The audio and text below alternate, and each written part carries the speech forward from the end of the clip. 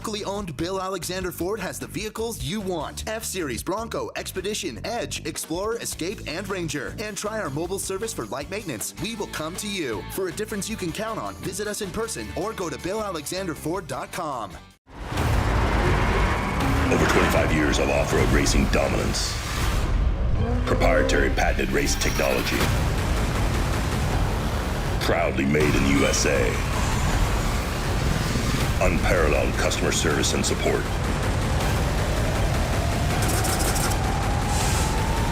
The choice of champions. King Shocks. The leader in off-road shock technology.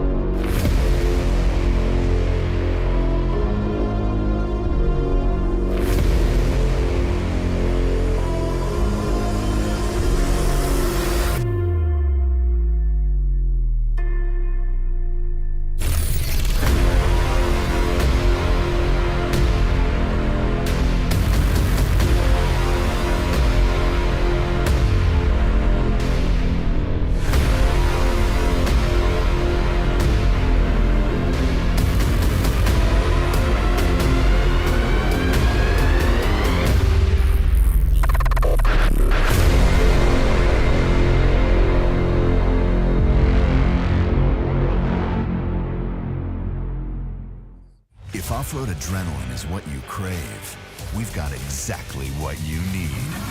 Introducing the all-new RZR Turbo R and revolutionary RZR Pro R.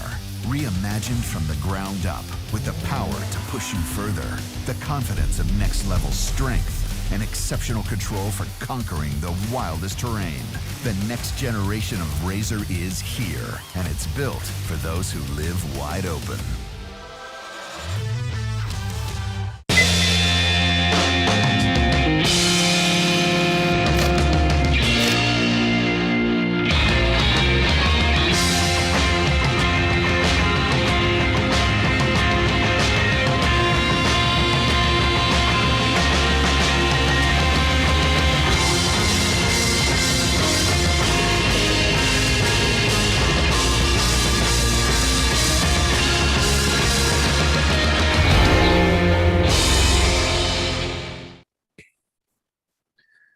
Hey now, people, welcome to Fishgistics BFGoodrich Tire SCORE San Felipe 250 preview show. We are locked and loaded for some good times here south of the border. Looking forward to very much getting back to racing in Baja. It's been since later November, and we were there for the Baja 1000, which was a glorious event. Cameron Steele here. Hi, everybody. I'm your host today. I run the circus. My favorite circus clown, at least on my computer, is that way. His name's Austin Farner, or Fish, or Fishy. I answer the phone, Fishy, you stinky. But it's Fish. It's his show, and we got to give him a little bit of a hard time. Somewhere in here is the big jefe, the boss over at SCORE International. Jose G is what we call him. His proper name is Abelardo, but it's hard for all of us to say, so he just makes it easy on us and says, call me Jose G. And then, of course, from BFGoodrich and Jackson Motorsports Group, who provides pit services as well as course markings and everything for SCORE. Nate Hunt, who's the big toe over there making things happen. Welcome, everybody, to the show. First of all, let's start with each one of us saying how stoked we are to be going back to Baja, back to San Felipe, back starting on the Malecon. There is a lot to talk about in this show today. Fish, are you excited to get back to Baja? I know you're going to be tracking it from home. Yeah. But are you excited that we're going Baja racing? Yeah, I'm excited to track a really exciting race again, you know, and just we're going to talk about Where are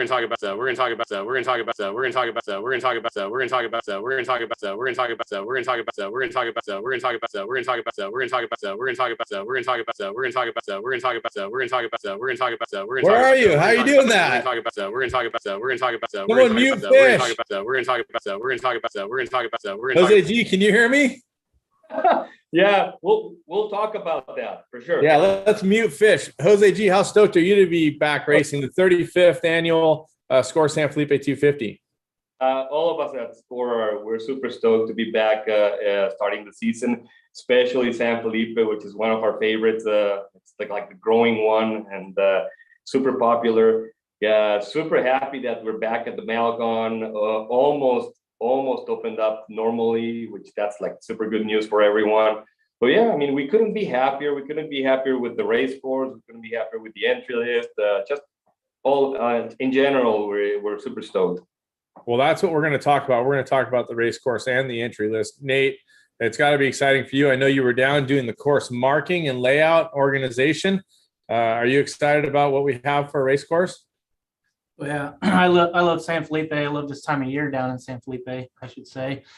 And it's always a great time. It was really neat to see Malecon open while we were down there and see all the people walking around and just enjoying the beach and the Malecon. So can't wait to get the racers down there. I know that's really going to excite the people in the town, wake it up a little bit, and can't wait for the race. It's going to be a fast race course. Yeah, I on that note, I think you guys are making it for the 4-wheel drives, but I'm just saying that out loud because I'm calling my shot. But we'll talk about that more because I love to cause controversy with you, Nate and Jose G, because that's me. I am the problem maker. As you all know, that's why Austin has me around here because I think I fixed my audio too. Can you guys hear me now? Okay. Yes. For a second there, I thought we were going to get to go the whole show without you. It had two mics on, so they were canceling each other out. So like I said before, you probably didn't hear, I said this race is going to be awesome, and I'm super excited to track a race that has this many big heavy hitters at it. This entry list, like we're going to talk about later, is pretty gnarly. So yeah, I'm super excited to be being able to track this race next weekend.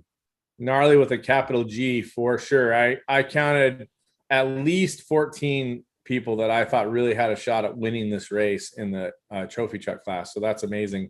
Yeah. Almost back to normal. You said, Jose G, we were down on our 15th annual Hell Ride, which is the Desert Assassin's toughest off-road motorcycle trip of the year. We drove down to the Malecon, parked on the Malecon, had lunch at Rosita's, which is Martine's place at the very, I guess you would call that the very east end of the Malecon. Super accommodating, lots of people around. Mexico is Baja is still under mask mandate, so be respectful. Wear your mask when you're indoors with people or whenever you're supposed to wear them. But there was a lot of smiles all around, which I'm sure Jose G, you experienced while you guys have been down there setting up for this race. Yeah, of course, exactly what you said, and it's great that you brought it up. Expect that they're going to request you when you go into any type of business to have your face mask, and they'll still check your temperature and your antibacterial gel and all that stuff. Just the normal protocols that we've been dealing with for the past 2 years. And yeah, everyone was super happy. Actually, they're the ones that made it possible and get all the permits done and all the protocols so that we could start in town at the Malecon. And really, the only restrictions we're going to have on those days is that we're going to have our fencing up like we do when we're starting and finishing the race. So it's going to be open for the public and our vendors. We're going to have everything normal except that the public, the spectators, they won't have like physical contact with the racers. They'll be super close to them, but there will be fencing between the spectators and the race cars. Just the first one. It's the first time that we open it up since we started. Some people are still nervous. Some people are not ready yet, and we don't want to spoil anything and ruin it right now. But so that's really the only thing that we're gonna implement. That and of course we're gonna. It's not gonna be mandatory to wear the face mask, but it's highly recommended. So you just have to throw the stickers and shirts a little farther over the fence from the truck. No big deal. I was going to go the other way with that, Austin. I was going to say that at least the fans with their cat whistles, the screaming baby whistle that they have, can still do it close enough by to drive me absolutely crazy, which now I just invited a little bit more chaos into my life. But yeah, it's good to be down there. And I think even if you come from a state or a location that does not have a mask requirement of any kind, I think it's respectful when you walk inside of a business where people are wearing masks that you should consider that you're in someone else's country, you're a guest there, and act accordingly. Represent SCORE very well. we have a short amount of time, I think, with you, Jose G, right? We don't have a full window. So we're going to get what we're going to do on this episode of Fishgistics San Felipe preview. We're going to do a course description, and we're going to go through the course. I've seen half of it. I have not seen the whole course. Well, I take that back. I've probably seen all of it at some point since I've been racing in San Felipe, I believe since 1983. We did the Baja 500 or Baja 1000, and we spent the night in San Felipe as a layover with all the cars in impound, which I think would be bitching to bring back, that kind of racing where we race to a destination, park and stop. That's one of the most biggest memories in my life as a young racer. I was a navigator from 82, 83, and 84 for my dad and Johnny Johnson. And so my history with San Felipe goes back quite a ways. I'm excited, Nate, about what you guys have laid out. I do have some questions for Jose G and Nate about some of the things that I see. Some maybe from just clarification standpoint, some from safety standpoint. But I wanted to pose all that for everybody so everybody understands what's happening. Fish and I had talked a little bit about some of this. But first of all, Jose G, starting on the Malecon, we haven't done this for, I think it's been 3 years now because we had no race, then we had a race. So it was 3 years ago, last time we started on the Malecon. And it was a little bit different. At one point, we raced up the sand dune, but we will not do that this time, right? We're going to go through the backside of town and under the bridge, if you want to cover that a little bit as we start taking a look. This is your San Felipe course. And as you're going to see, we're going to come in and out of the south end of town, but the race will basically race counterclockwise for the most part, meaning that way through the desert. Take us through a little bit of that start, Jose G, and what's going to happen in town, speed zones, etc. Yeah, actually, we didn't throw any curveballs at people that have done this before. We're gonna have a full-on start, and pretty much after 7-Eleven there, where we always do it, we slow it down to 37. We have the first speed zones through town. Once you're on the backside of the old restaurant El Nido that is closed now, that's when you drop into the wash. That's when you open it up again. You race underneath the like you said, the bridge. So that's all race speed. Then you have a little like short course stadium there. It's really fun. And may I ask my first question here? I was just there pre-running. VCP3 and that line right there are separated by yellow caution tape, but those are very close together. As you take a look here. Yeah, a road grader is going to come in hopefully on Monday, and we're going to do a lot of work on it. And it's going to be watered on both sides. So okay. There's not any risk on having, I know exactly where you're going, that it's probably too close because of the dust. There's an accident just happened because of something similar like this. So no, it's not going to happen. There's going to be it's going to be watered, and the road grader is going to make it so that you cannot miss it. I was just going to suggest if you wanted to, you could always move that VCP3 in a little bit to get it away from that, is all I was going to say. Because the racers, they would love to cut a new line in there, just the way they do it. We'll still keep the BCP. We're not going to move it, but the road grader will make it a little. That's why it's not in the turn like we always do it. It's a little bit outside. Okay. It'll be different on come race day. Okay, I trust you on making too much time out of that. I just wanted to ask since you were there. We're always on top of things like that. So this short course area right here in this piece of property, there will be fans in the area, and there is at least one jump that I saw in there. I don't know if you guys are going to change any of that, but so the fans will be able to spectate from the outside. They won't be on the inside where the turns are and everything, correct? Correct. Well done. I've always said that if SCORE had the opportunity to set up areas for spectators where there's either a jump or controlled area where it's exciting to watch, we could maybe curtail some of the craziness at places like Zoo Road. And I think this is a great idea, Jose G. Thank you. Yeah, that was one of the reasons why we did it. And it's early in the race, so pretty much everybody should have a chance to come through here, hopefully.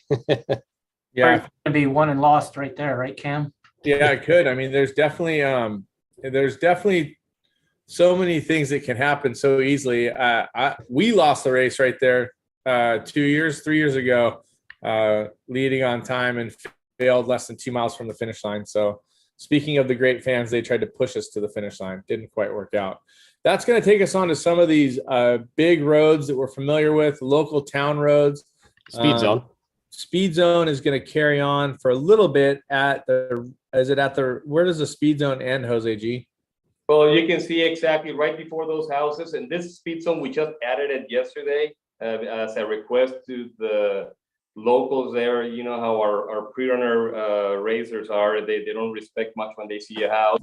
So we had a little bit of an issue with someone really going fast, and anyway, we had to add it last minute.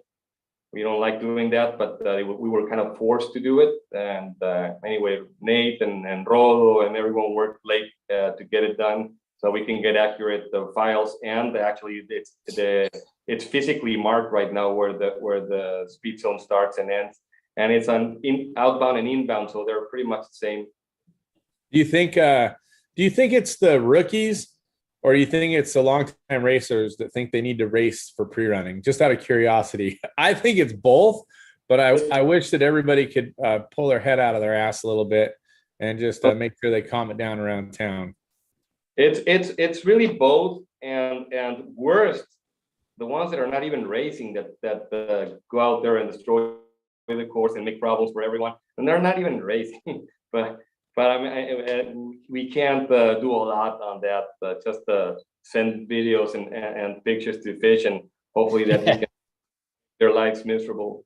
Yeah, and Cam, if I can jump in and won't belabor the point, but you as a team leader, I think a lot of it's too, it's just the chase teams, and it's the teammates that are out there getting the chase guys that get to go out and run around in their UTVs or pre-runners, and it's important for the whole team to understand that a lot of times, like Jose G said, it's not the racers. A lot of times it's everybody else, and just to encourage your team to be respectful of the areas and keep her slow. I totally agree. It's our job to encourage the chase guys and pit crews, and even those that might be pre-running as part of our team, to understand what we're talking about. But so we're going to race out of town here, Nate. You guys came up with this a few years ago, this kind of section where we raced on the backside of, I guess, the dump.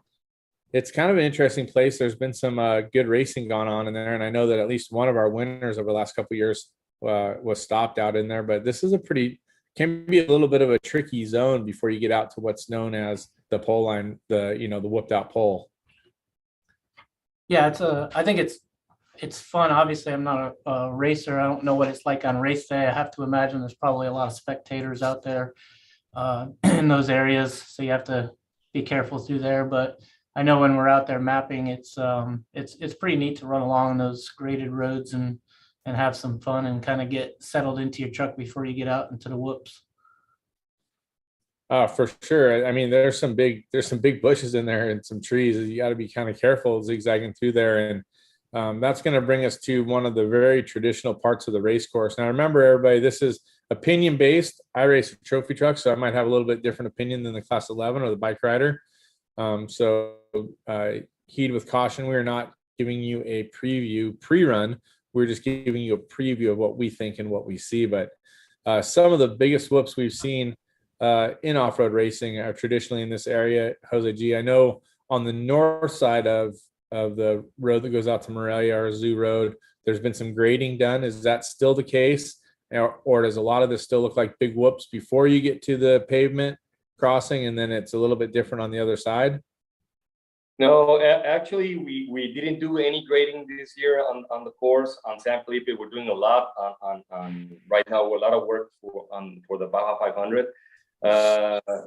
No, we left it as it is, because actually, when you go down there, if you already did it, the whoops are not that bad.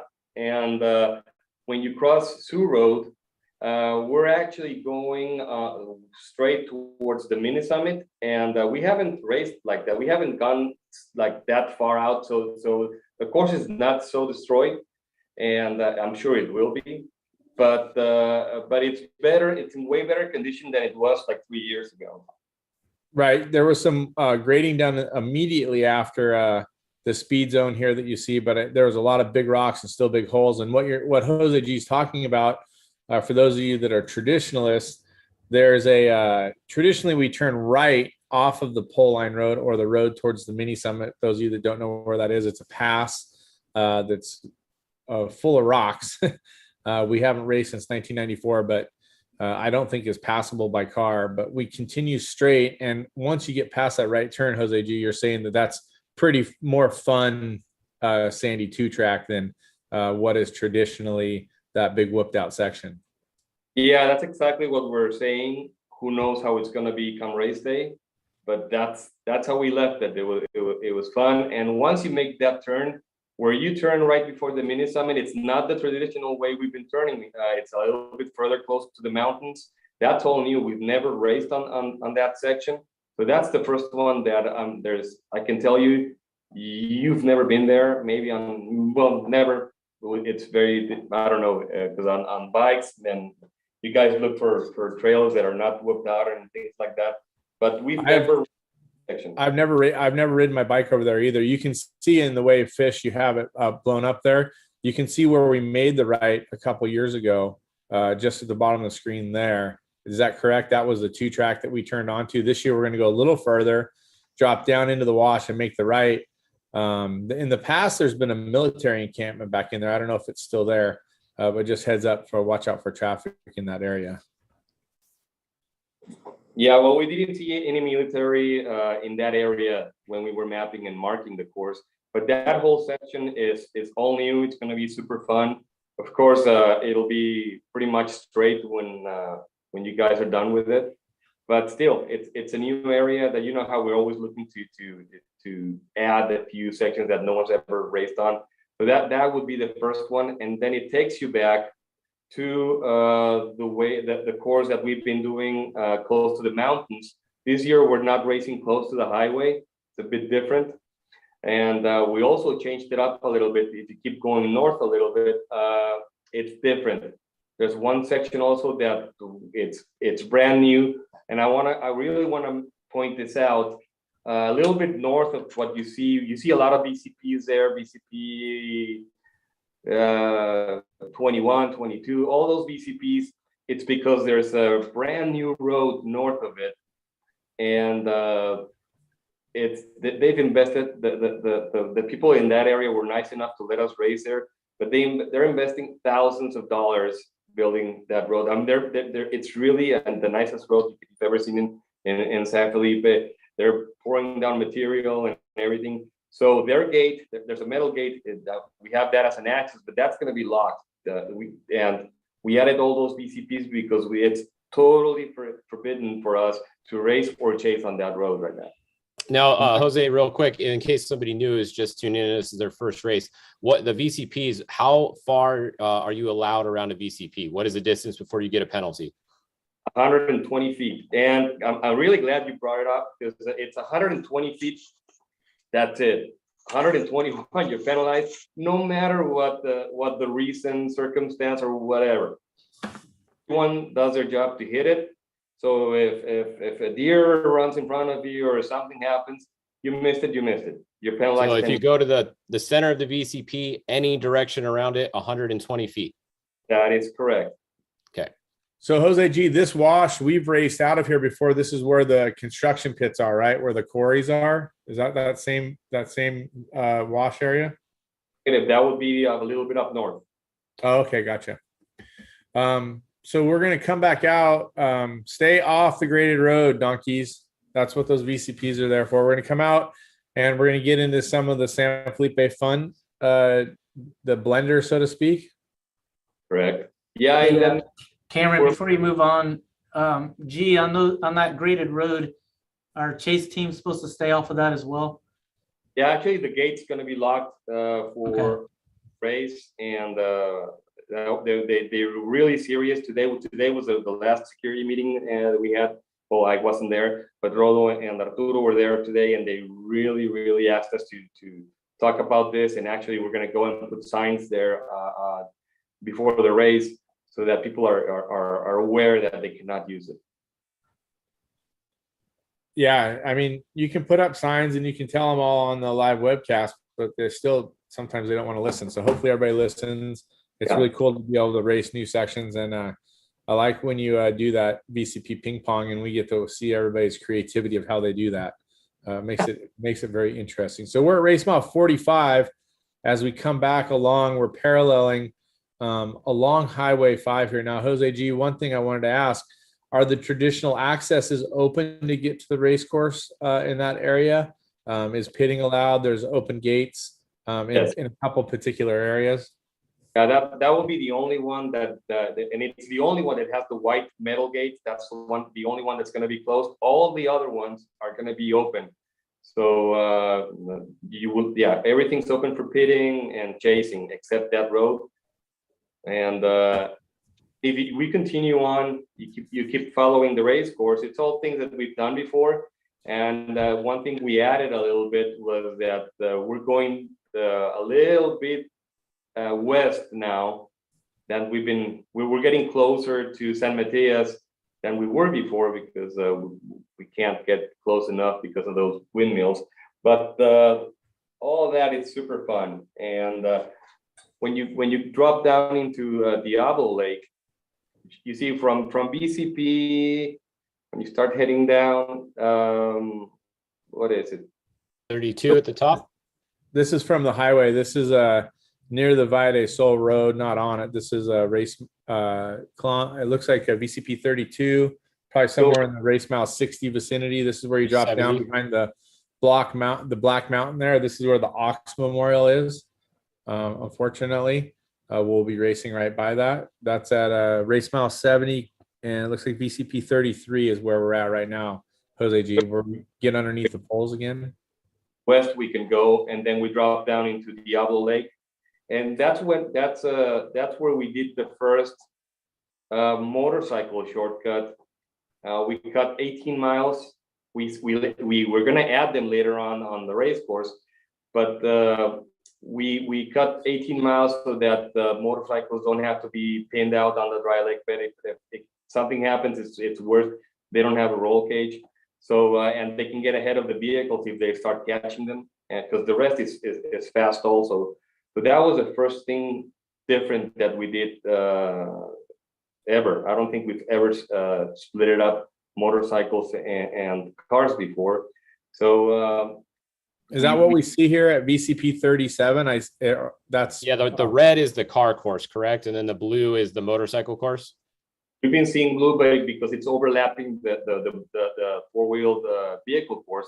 That's red is actually the four-wheeled, and blue is the motorcycle course right now. So 18 miles, the cars go down the lake and then come back on the east side of it. And I know there's some people worry about that it might be too close. Well, if you know the area, there's like a mile, at least probably a mile in some areas that's apart. So I don't see any problems there. And motorcycles will get a bigger gap by cutting those 18 miles. And then we drop down back to like Morelia Road at the farthest south end of Diablo Lake bed. And we use a road there that we only used it once back in 2018, because now there's a big like olive tree development down there and it's all closed out. So it's actually pretty fun the way we did it. And like I said, only once we raced on it. It's really decent shape. And then we go traditionally to Morelia, where we have checkpoint 1. Right there. A little further, Morelia Junction. Yeah, check 1's right here. Looks like. Correct. And then we go, we cross the road again, and we go towards Amarillas Watch, then Chanate Watch, and then we go to the pump station. And if you keep going, if you go south on the course, I really love the area, the section after the pump station, because some of it we've done before, but there's a long section that we've never raced on it. It's all brand new. It's not, some of it's not even sand. It's super fun. And what mile is that you're talking about? Right after you come out to let's see, after BCP 68. So we've skipped ahead quite a bit here. We can go back and talk a little bit about it. But what Jose G's talking about is we come off the pump station off the old Portecitos Road, just above where you're at, Fish. You can see there's actually two pump stations there. One where we come in, one where we leave.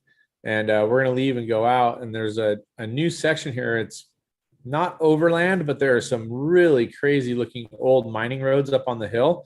I'm sure you saw those, Jose G. We worked on plotting those about 8 years ago. We never did anything with them, but there's some really amazing rock stack work out there that some of the mining groups have done. But I see that you've left some of that open to interpretation. Yes, totally. I mean, you have to.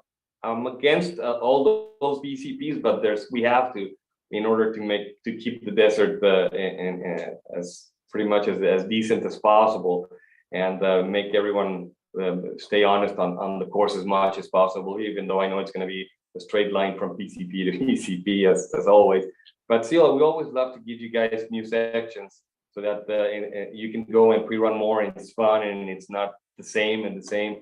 I think that's one thing that describes us, that we always try to do something new on each race.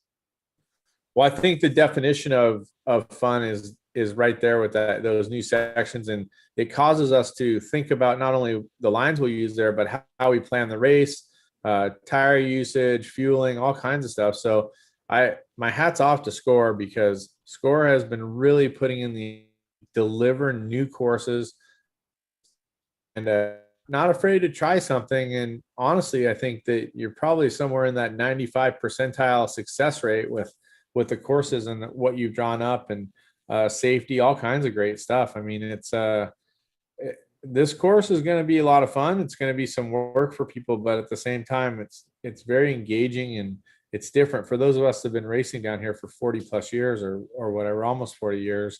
It's nice to see that breath of fresh air that the Jackson, BFGoodrich, and SCORE have all gotten together to come up with. Yeah, same for us. We love to throw new things at everyone, and it's really cool when someone like you and McCachran and those guys that have been doing it forever, that they're like, hey, well, where am I? Which is especially in San Felipe, that people know all the roads out there. So we're at race mile 185. This is this Guadamote? That's Azufre Wash. Azufre. The washes are beautiful. Yeah. There's a lot of flowers out on the course right now for those that have been down there to see it. If you have a chance taking that beauty, it's really amazing. Yeah, so we don't use Guadamote on this one. We use Azufre, but we don't enter it at the normal way. We enter it differently. And then you go down normally to Matomi Wash, and we're doing it downhill so that we don't have any issues there, or hopefully we don't have any issues there. We drove our stock 6-cylinder Class 7 truck through there the other day. It wasn't super burned in, but it didn't feel crazy soft either, as long as you made good decisions as you were getting into it. I think that's, sometimes people wait until they get right into the turn to get on the brakes or something, or don't carry a little momentum, and that can cause you problems. That's you're talking about as you drop down into Matomi and you head for the Matomi Narrows. Yep. And that's that zigzag you're looking at right there. So it looks like about race mile 215, or just before that, you drop down through what was an old ranch and into the wash. Pretty straightforward for the most part at the beginning of it, but definitely tightens up. And at the Matomi Narrows, what would you guess, Nate, that width of that rock gatekeeper is? We actually did this one in a UTV, so it felt really, really wide. But I'm sure in a truck, you got about 2 inches on each side of your fenders. Yeah, on the first spot feels pretty wide, where the big rock shelves are. I would guess, at least a few car lengths wide, at least 2. But that one narrow spot behind that boulder, that thing is tight.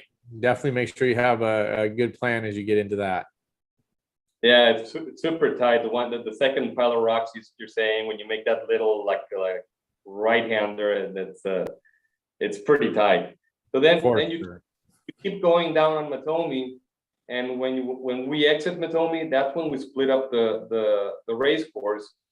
Motorcycles go off to the right, and then cars they stay on the normal race course on the left. That's why you'll see the motorcycles have more VCPs now, because we really want to keep them on their course and not get lost or anything. Still, they're going the same way traffic, but we're doing this just to keep them safe. And we added a few miles, actually exactly what we cut off. So both motorcycles and four-wheel vehicles run the same distance, so that they can get a chance at the overall, and they race exactly the same distance. But we added the 18 miles on a new course that it's really just like a motorcycle course, motorcycle and quad course. It's not whooped out. It's all sand woods, sand dunes, and it's something super different than what we've done before. I think it's a good job doing this too, because most of the motorcycles, they're not going to get caught super early in the race. They're going to get caught later in the race. So the fact this is towards the end, this is probably when most of them would be being passed or caught anyways, especially the sportsmen and the ones that start a little later. So hopefully this will keep everybody a little farther apart there. Well, that first cut's going to help that gap as well, especially for the back runner guys. But I want to point out real quick, I know it's real. I read forums, and I hear conversations, and I hear race series spending money, and I just want to point out SCORE's going over and above on this, and spending extra money for safety, basically for the motorcycle riders. And I think the truck guys are going to appreciate it as well, not having to worry about running into the back of a motorcycle. So I just want to point out, to give credit where credit's due, that SCORE really went out of their way to do this, to make it safer for the motorcycle guys, and I think they deserve some recognition for that. We plotted this canyon right here you're looking at before. We never went through it, but we were trying to figure out a bunch of new different ways to go through San Felipe. This is cool. I see the Danger 02 up there, Jose G. Is that something specific to the bikes you see at the top of that exit of that wash? Yeah, just it's a little turn with if I remember correctly, it's just rocks, and so that's it. It's not. There's a very little dangers. I mean, only a couple of them that we noticed on this race course, but it's all relative, depending on how fast you're approaching it. And but it's super fun. A bit soft right now because most of it's virgin wash. It was brand new. There was no tracks, and after. When we went marking, there was a couple of motorcycle tracks, and people trying to figure it out. I mean, they have plenty of time to do it once it's marked, and there's files out. No need to go that early. But anyway, we have all those road crossings that you see, like from Peru to Puertecitos Road. We have all those road crossings manned with the SCORE officials. Everything's going to be super tight on security on all of them. So we're really happy and confident that this is going to be a total success. I talked to Brandon Wright, who was part of the championship Baja Bound Insurance team last year. I think the 408X bike, he was pre-running. He told me that some of that really looks like single track or real narrow bushwhacking stuff. I don't know if it really is like that or if it's old two-track, but he seemed pretty excited with some of the course that you guys have laid out for the bikes and going around that area of the Gigantes, the giant Cardones. That's something fun and different. I was coming up from Hellride on Highway 5 there, and we saw markers next to the road. We're like, what the heck is that? That's something so different. Yeah, and actually their arrows and mile markers are different. We had marked it specially for them. And yeah, it's super fun. Like he said, it's totally true. I mean, the widest tracks you would see after we got done with that, it's a racer. It's for a quad, and hopefully bike guys don't pre-run on trucks and ruin it. We try not to. We want to leave it like it is right now. It's super fun, and it's not all whooped out. I think bike racers will really appreciate it and enjoy it, which is the most important part. And you can see the race courses go on both sides of the runway, the San Felipe International Airport. The bikes will be to the east, and the trucks will be, or the four-wheel vehicles will be to the west.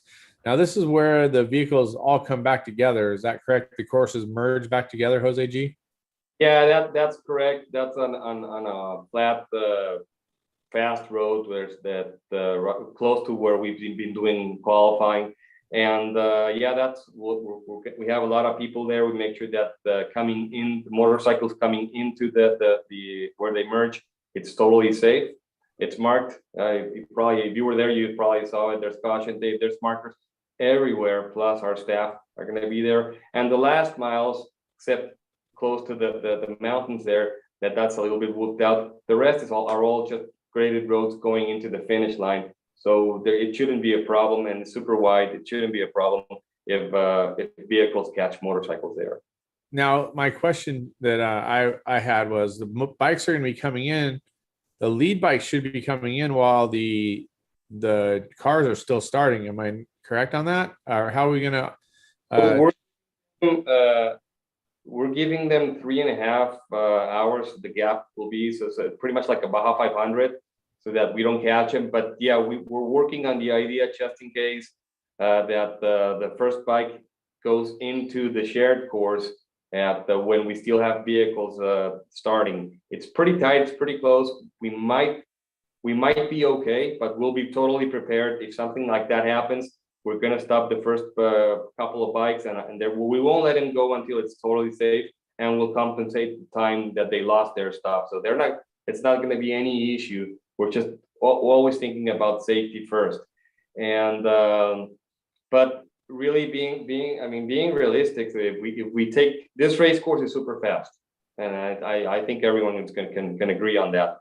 And even though it's super fast, I think last year we had a similar course. The trophy trucks, especially, they were amazing. I mean, they were amazingly fast. They averaged like 60 miles per hour. I mean, something super crazy. Motorcycles didn't average they weren't even close. They were kind of close to 50. So if you can't take, you have to figure out that bikes doing 50 will be fine. So if they're faster, hopefully they're faster on this course, we'll be ready for them. Okay, so bikes, don't worry. If you get stopped by an official and held, there's a plan in place. I'm sure you guys will talk about it. So it's good forward thinking. And then racing back in with the same speed zones that we came out through. Yeah, that's correct. Same speed zones, and there's pretty much nothing tricky there. It's like everything you did going out, you do going in. Same DCPs, same everything. Copy that. The San Felipe International Airport, I don't know that they have any commercial flights, but you can fly in and out of there. That's open currently. Yeah, it's just the private flights. Okay. And race headquarters will be where? We'll be inside the Cruz Roja semi-truck at the Malecon. And registration for the first time in history, it's going to be in a different spot. If you kind of zoom in between the Costa Azul Hotel, which is there going towards, it's not on the Malecon, it's on the one street up going towards El Cortez. There's a new plaza getting built there. You've seen it. And by the municipal government lot there. Okay, so one block back from of what we're seeing right now, close to where El Nido was. That's where the new plaza is. Oh, yeah, the new plaza down a little bit right here, Fish. That's it. That's it. Just up above your hand there, that plaza there where they've been laying over all that brickwork that's there. On the first one, first one north of what you're seeing right now, that's exactly where registration and media registration is going to be. And we'll be opening that on Wednesday at 3 for teams that are going to qualify. So not in that plaza though, close to the plaza, you mean? Plaza. In the plaza. Okay. Yeah. One more time with the times for qualifying teams. Okay, the qualifying teams have to go and register right there at we open up at 3 p.m. 3 to 8 on Wednesday, and that's just for qualifying teams. And then 7 a.m. we're gonna keep doing it for groups. So TT Specs will show up in the morning. We'll get their practice run. And well, there it is. So yeah, TTs will show up at 7. They'll get their practice run. We'll get through TT specs first, and then class 1 and the last we'll do trophy trucks. We might, depending on the number of vehicles that are entered, it's really crazy on level 1.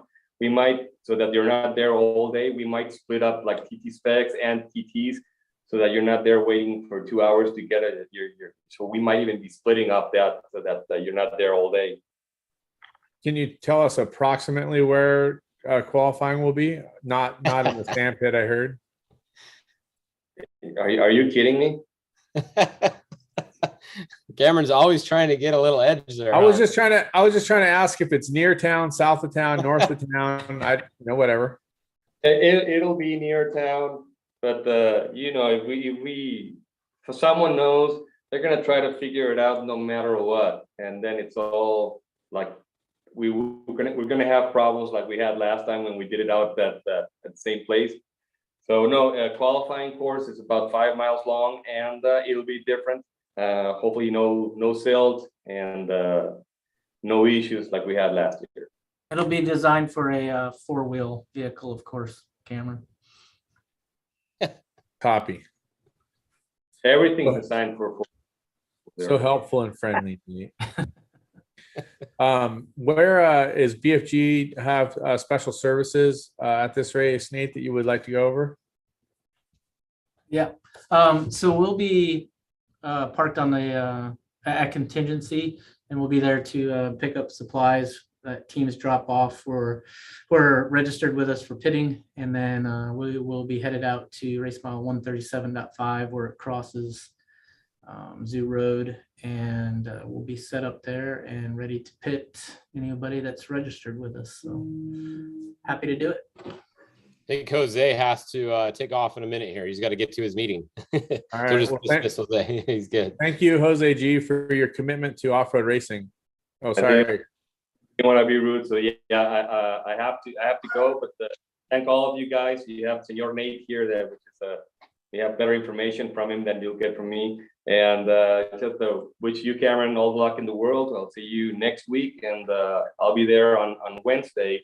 So if you guys need anything, you just call me, and we'll try to fix anything we can. Right on. Thanks, Jose G. We appreciate all the effort. All right, Senor. Thank you. All right. Bye-bye.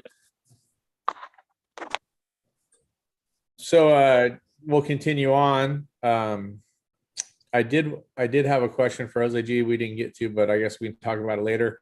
I was wondering where the primary medical center is in San Felipe nowadays. I'm not familiar with that, so be good for everybody to know where that is. If you guys don't know, which I don't, try to figure that out. We'll try to get that information out on Fishgistics.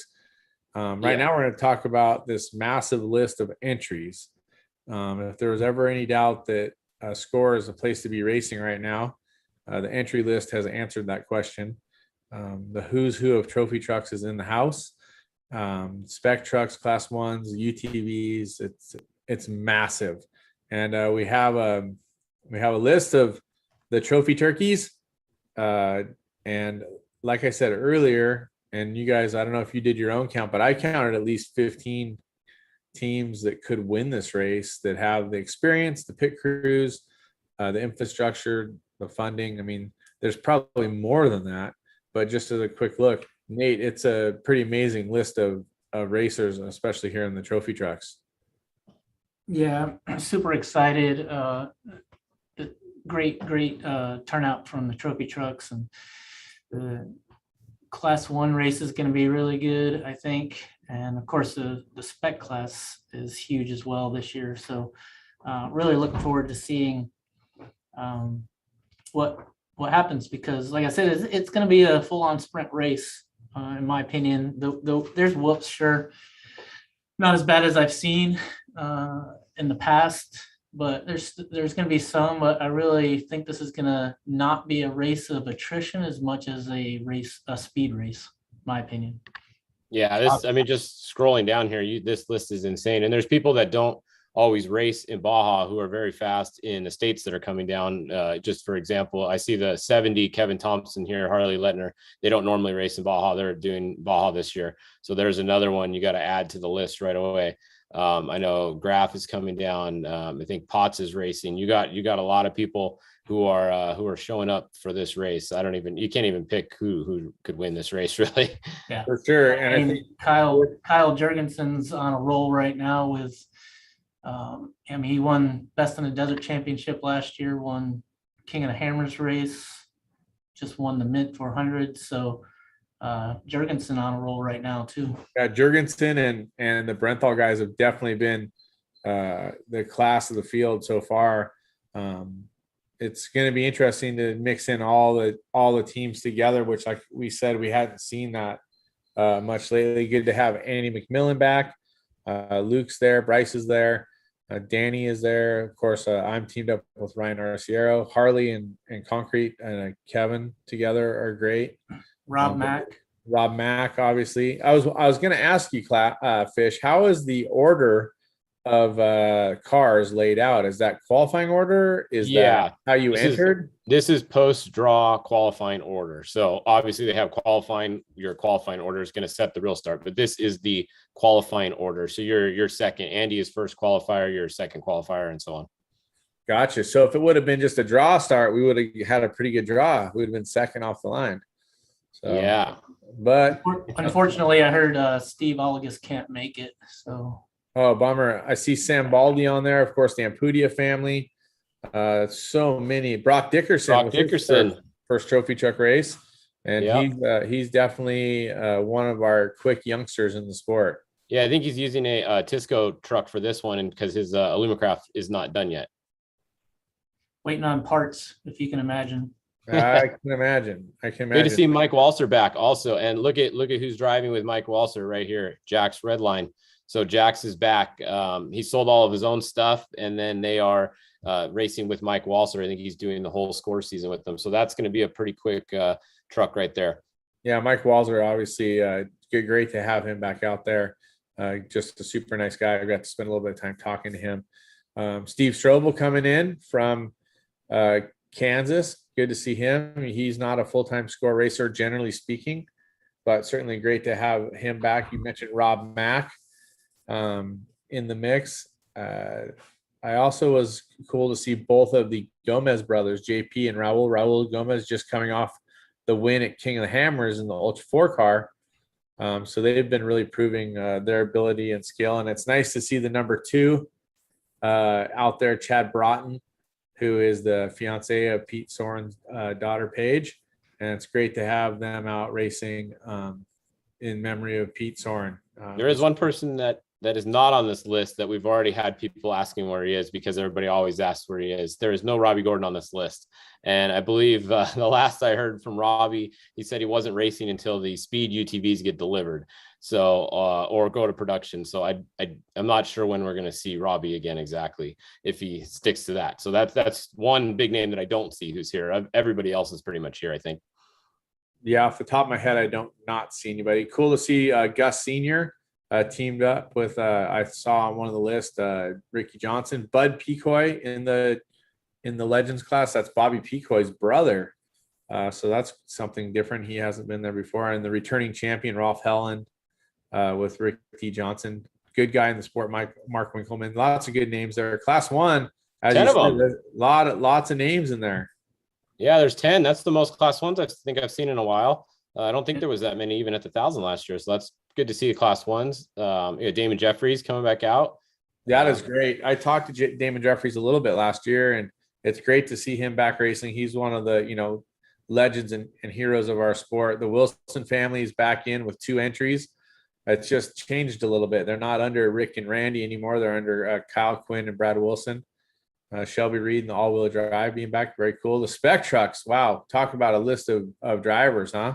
This class is honestly the class to watch nowadays, really. I mean, the trophy truck class is really cool. I think this class is the one that really has the most competition, the closest competition. It's basically 2-wheel drive trophy truck. That's all it is, really. Yeah, this is where the enthusiasts, the real fans pay attention. I think obviously the trophy truck's the one, the big production, whatever you want to call it. But the spec class, I think, has developed into being a one that all the hardcore fans pay attention to. Well, I think they're paying attention to trophy truck, the spec truck. I think the UTV also has a lot of that. The Serapis brothers being back is awesome. Ryan Hancock and Jordan Poole, who Brock Hager, they lost on a technicality last year. Pierce Herbst has been flying. Jason Coleman, last year's winner. Mason Cullen now in his own spec truck. Bolvardi, speaking of fast, wow. Chris Bolvardi has really been making it go. Justin Davis, one of the legends of our sport as a youngster, has had so much success in 10 and 1. The Grabowskis, have they ever gone slow anywhere? No.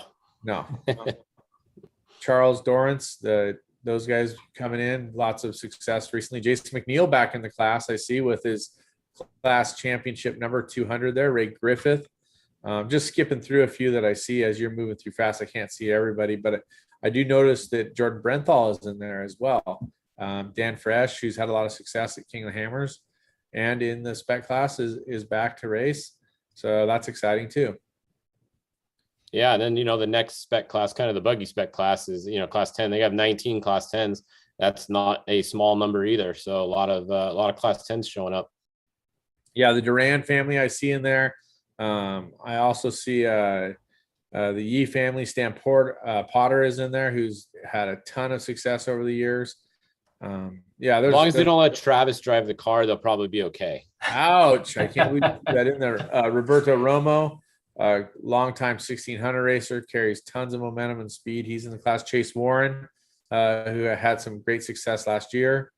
Just so many names. And then class 7, I saw this. I was like, holy crap, we should enter our class 7 truck because there's quite a few trucks. We haven't seen that in SCORE in a while. Of course, the perennial favorite and last year's champion, Dan Chamley.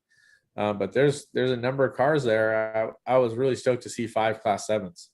Yeah. Class 7s, I like that class. I race that class personally now. And, to see 5 at a SCORE race is like you said, it's pretty big. Last few years has been like 2 or 1, so that's to double or almost triple or more of the size is good. Even though it's still only 5, that is the most they've had in a while.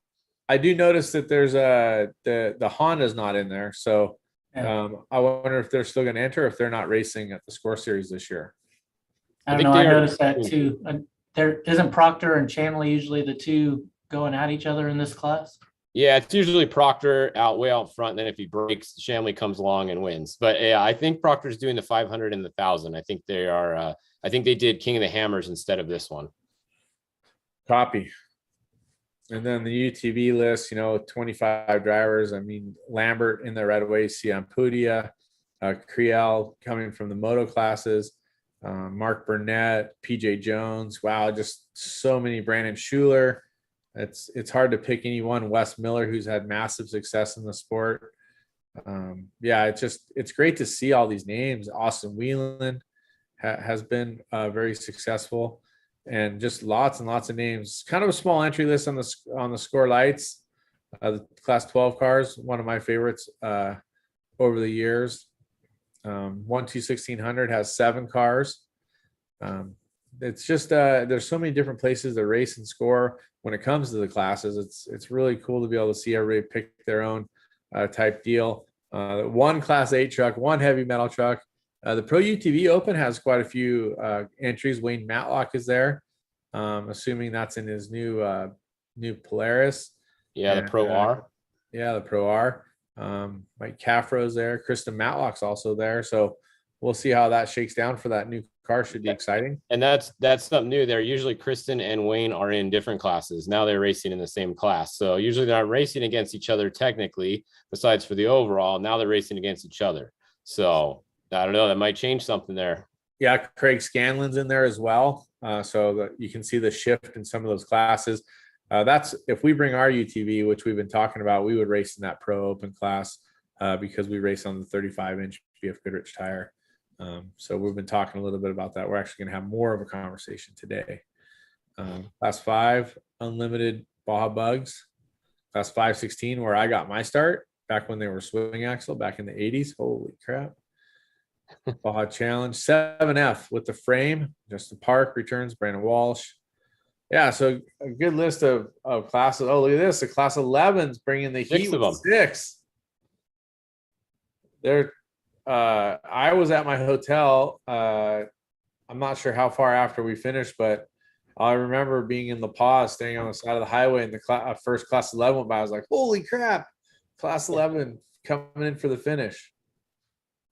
And then there is the moto classes. The moto guys always give me crap for not giving them much coverage. So here you go, guys. I will scroll through the moto class for you. I don't know very many of them. Cameron, you probably know the most of these guys. Yeah, Forrest, I know his name, obviously. There's a few riders in there, not some of the longtime heavy hitter names that you've become familiar with. Some continuous names you see, like Greg Bordeaux, the 300X, the champion from last year for the 30s. Trying to look through, it's hard going through Giovanni Spinelli, class 50 champion. Ryan Liebelt comes back as the 400X champion. A couple of those guys actually going on a Rip to Cabo ride in May. So that's exciting to have them coming for the first time, that Blue Crew, the Baja bound team. These guys are crazy. The Iron Man guys. These guys are crazy. Yeah, we were just talking about this the other day. I was in San Felipe, and you can see that number 750X, Brandon Wright. He's a multi-time Ripped Cabo rider. He was a part of that Blue Crew on the Yamahas last year and the year before, I think, with the championships. And he's going Ironman racing. So these are your riders looking for that Ironman year-end championship. I would assume they've signed up 9 of them to race the entire course. So it's pretty wild goal. Pro quad. You can definitely see one guy is crazy enough to try to do the whole quad Ironman thing. Only one. Yeah, it's to each their own. Sportsman Moto, Sportsman Quad, and that's pretty much going to wrap up our entry. But a massive entry list of racers here, Fish. I don't know what the overall number is. Maybe you do. I'm not sure how that compares over the last few years, but it seems like a banger of a list of entries for this race. Yeah, I think it was at the top. I'll scroll back up, but yeah, it's the most that I've seen for this race in a while. I think like in, what was it, 2006 or 7, we had like 50 trophy trucks. That was the last time I remember seeing that many trophy trucks at this race. Somewhere around then, I think it might have been. I wonder 248. I wonder how many of those trophy truck racers that raced in 2007 are still racing today. Only a few. I'd say less than, I don't know, maybe there might be 10 of them still racing out of 50. So, I don't even think there's that many, but I went back to our first trophy truck race and looked at the entry list. There was only 4 of us still racing today. Herbst, Robbie, who's not racing now, and BJ, who's not racing, also were on that list. So it was just us and Herbst. But I don't know, going back to 07, who would be there. But the longevity of some of the race teams that have been there, the McMillans obviously have been racing that whole time, but not all in trophy truck. But it's cool to see that there's so much energy inside the trophy truck class, but also for the whole BFGoodrich SCORE San Felipe 250 entry list. So many hitters, so many great families. We didn't even mention the Parkhouse family, who's been in this forever. Nate, it's got to be pretty heartwarming for you to see all those BFGoodrich teams, but just see that massive entry field. Yeah, obviously, I love seeing the BFG teams, but I love seeing the competition too. And I love seeing the teams coming out and you guys, I know you guys are going to give it a heck on race day. Cam, I know you ran the second half, but it's going to come up in the questions. I have a feeling, Fish, but what's going to be the average speed on Saturday? Yeah, I think I was saying 64. I was saying that on the second half of the race, it's possible that you could average 70 miles an hour in the trophy truck. That's what's your I was just kind of winging it. You know, we pre-ran in our 7 truck and we didn't go very fast, barely 70 miles an hour. And we averaged nearly 40 miles an hour and we weren't going fast. We were not taking any risk. Anytime there's blind corners, we were slowing down. So it's going to get quite a bit rougher. But I do think some of it's going to straighten out too, especially that new section that Jose G was talking about. So we'll see. I don't think the average overall will be 70, but Fish, you said 64. That's my guess. I don't think that's a bad guess. If I was just going to pick a number out of the air, I'd say 66, paying homage to Kurt Caselli and Jason Baldwin, who both raced that number in the past, and I know who loves San Felipe. So I would just go with 66 just for fun. Perfect. There was a couple questions here, actually, just going through the chat real quick. Somebody says, is Connor McMullen running a 6,200 as a class 1? Well, looking at the entry list, Connor McMullen is entered in class 1. I don't think he has a class 1, so most likely Nate's nodding his head yes. So I would assume that's a yes, Nate. Yeah, and I would, if I was a class 1, I'd be worried about that too. There you go. So yeah, the answer to that one is yes. One other question we had, and you guys could both answer this. They said, do you think they will eventually separate the unlimited trophy truck and from 2-wheel drive and 4-wheel drive? Do you think they need to, or do you think it will happen? What do you think, Cameron? I think it's a crappy question, but I've been against separating the classes 2 and 4-wheel drive. And that being said, we would have won 2 of the biggest races last year in 2-wheel drive. We were second at King of the Hammers and third at the Baja 1000, beat by all-wheel drives. I don't know. Right now I wouldn't separate it. I think the 2-wheel drive still has life in it. I think that there's still a case for it to be successful. Ryan RZR says that his 2-wheel drive is faster than an all-wheel drive. So remains to be seen. I think it would be all right to hand out awards for legend 2-wheel drive and 4-wheel drive, but still have an overall winner and mix them all together. That's what they're doing with legends anyway. So if that was the case, then I don't really see a problem with it. I actually thought that some of the races, if they started engaging podium finish for the 2-wheel drives, it might bring more racers to race. Obviously SCORE is not having that problem right now. Anybody for the most part is coming, but I was thinking some of the other races could offer a possibility of winning their class by giving the 2-wheel drives their own trophy. But overall, I'm here racing for the overall. If I just wanted to win races, I would just add into the legends class because I'm maybe 50, not sure.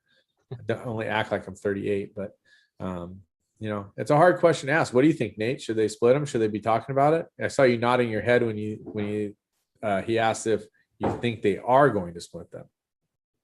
No, I wasn't nodding my head at that. I think it's too early to tell right now.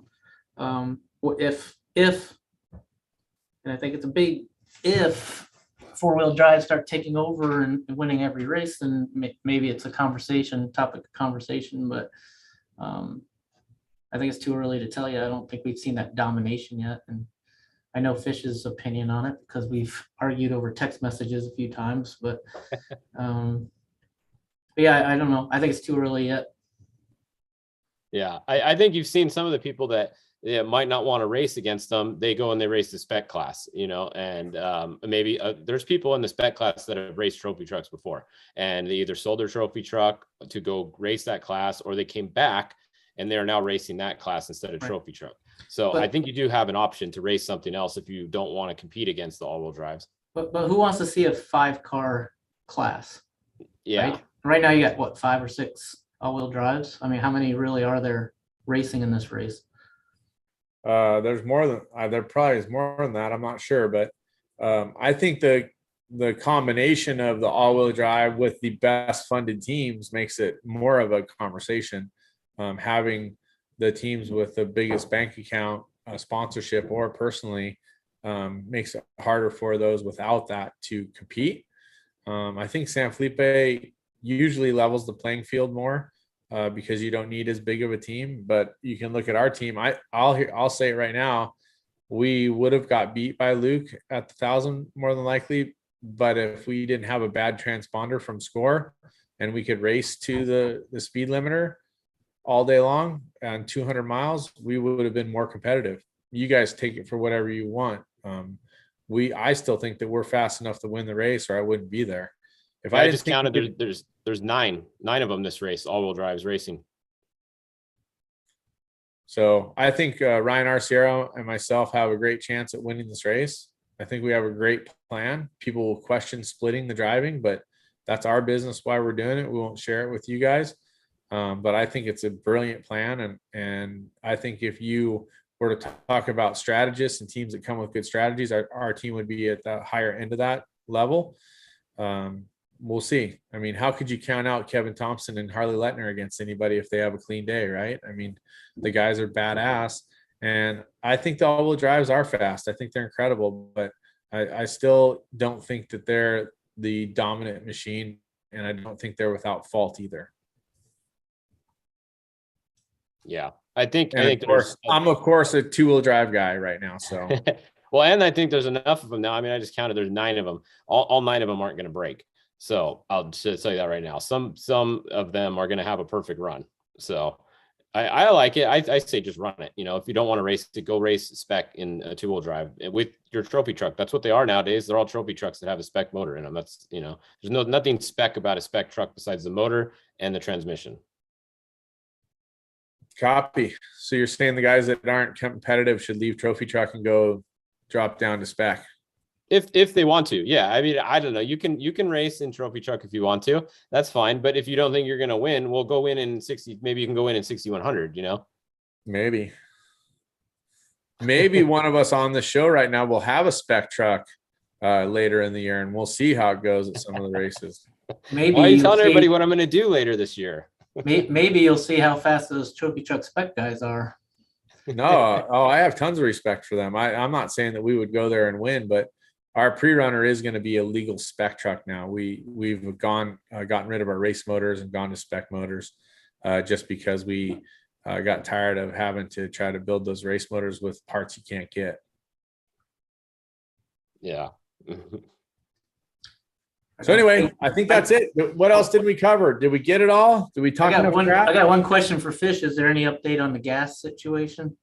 Yeah, I heard that the Arco that is by El Dorado is definitely not the one to go to. If you're in town, fill up in town. Don't plan on leaving town and filling up at that last gas station like a lot of people do. They were out of gas as of like 2 hours ago, completely out of gas. They had diesel, but they were out of gas. So do not count on that last Arco. The other gas stations in town sound like they do have gas and they're okay. So there is gas in San Felipe. Just don't leave town without filling up and think you're going to stop at that Arco and depend on getting gas there. And if I remember right, it was premium, right? They always had the regular. I think they were out of both today, is what okay. somebody told me earlier. They had no gas besides diesel. They had diesel, but they didn't have regular or premium, probably because they were out of premium. So everybody was buying regular and they ran out of regular. So I don't know. And a truck might come tomorrow and fill them up. I can just tell you what I know as of a couple hours ago, they were out. So it sounds like that gas station's having some issues with supply. Copy. How are they out of fish tacos, or are the fish tacos okay? Somebody just asked that. Actually, they said it's San Felipe out of fish tacos. So no, we have it the other day. They'll be okay. Yeah. It's it looked like a lot of the businesses on the Malecon were all open, serving lunch and tacos, and you know, some of our favorites were there and ready to go for sure.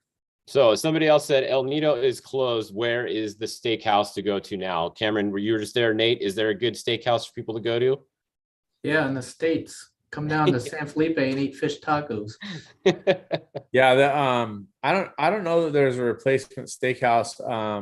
The La Vaquita at the end of the Malecon, one block back, seems to have steak options. Something to think about there. Trying to think anywhere. I'm sure there's a few other places in town I'm not thinking of. We don't. I haven't. I'm so bummed that El Nido is gone. It was a little rough there towards the end, but it was one of those staples of Baja. You know, get the bean soup and dine in what would be like the equivalent of a dungeon, right? Because there's no lighting inside, it's just by candlelight for the most part. It was awesome. A great part of the history. I'm sorry to see it's gone, but I don't have a replacement for them. Tacos for sure. The one thing to note, the General, which is like the go-to taco place, seems to never be open unless it's late in the afternoon or evening. So don't count on that early in the day. One place the last place I had steak, I think, was at Pete's Camp, and I think they do have oh yeah, steak. The Navarro family definitely has a great restaurant down there. It's been upgraded quite a bit in the last 5 years, and I do recall someone having a steak down there. So one other question, somebody says, and you guys just do it real quick. What is your best spot to spectate? Some people that are coming down, they want to spectate the race. Where do you think they can go safely and get in on some action? Either one of you have a specific area, maybe general area? I haven't been on the chase road, so I can't reference it exactly, but man, there's a lot of availability. Just make sure you stay far away from the race course and understand that the race cars might be on alternate lines. They might not all be on the same line. But Nate, do you have a go-to for people? Well, when you're going north along Highway 5, there's so many lines out there. It's really tough to get a good spectating spot to know you're going to see the truck that you want to see. It gets a little congested, but I've always saw like the Borrego area is a pretty sure sign to see some really good action. You can go a little further to where they go down the dry lake. Obviously, if you want to see some high speed stuff, there's a nice access road out there that gets you out to the race course on the dry lake. But no, I probably, if I was going to spectate, I would say the Borrego area is a pretty good area. Yeah. And just remember, everybody watching, if you pay attention to the course, because the bikes and the trucks are not on the same course. So you might go to one spot specifically over by the airport on the inland side and think you're on the course, and then you just see a bunch of bikes come by, and then you don't see anybody the rest of the day. So pay attention, make sure if you want to watch both classes, you're on one of the sections where they're both doing the same course. For sure. Most of all, everybody be safe, be smart, don't drink and drive. Definitely after the race is not party time on the highway. So keep yourself safe and smart. Watch out for people that are making bad decisions. But just have a great, smart race. Think about you're not the only person out there. Remember, the bikes are out there as well as the cars. So just overall, use your thinking cap. San Felipe has been so amazing and beautiful the last couple times I've been through there. Just enjoy the beauty of Baja and San Felipe, and just be safe and smart. Yeah. And then somebody else was asking about the live feed. Yeah, SCORE will have their live feed going, and then I'll have my hourly updates going on top of the hour like we always do. And some guys are splitting the race, like I know Cameron is. So we will try, maybe we can check in either before they get in the car or when they get out with some of the people. So we'll have all those updates for you guys, of course. I'll probably be getting some Fishgistics live updates trackside somewhere in that first 30 miles of the race course. So there you go. Look forward to that. I'll talk a little crap, have some fun, and show some of the first few classes that come through. Perfect. All right. All right, guys. Thank you so much for tuning in to this episode of the BFGoodrich Tires SCORE San Felipe 250 preview. We've talked about the course. We talked about being safe. We talked about some of the heavy hitters that are coming down. Really, all that's left to do is go race. So we'll look forward to seeing those of you that will be in San Felipe. We say thank you to those watching online and following Fishgistics. Remember the hourly updates. And thank you to BFGoodrich Tires for being the title sponsor of this race and a big part of Fishgistics as well. Cameron Steele here saying goodbye for Nate Hunt from Jackson Motorsports Group and BFGoodrich. And, of course, for my good buddy, Austin Farner, Fish, who is Fishgistics. We're stoked to bring the show to you, and hope you guys had fun watching. Again, all opinion-based, but trying to have a smile on our face while we do it. All right. See you guys next weekend.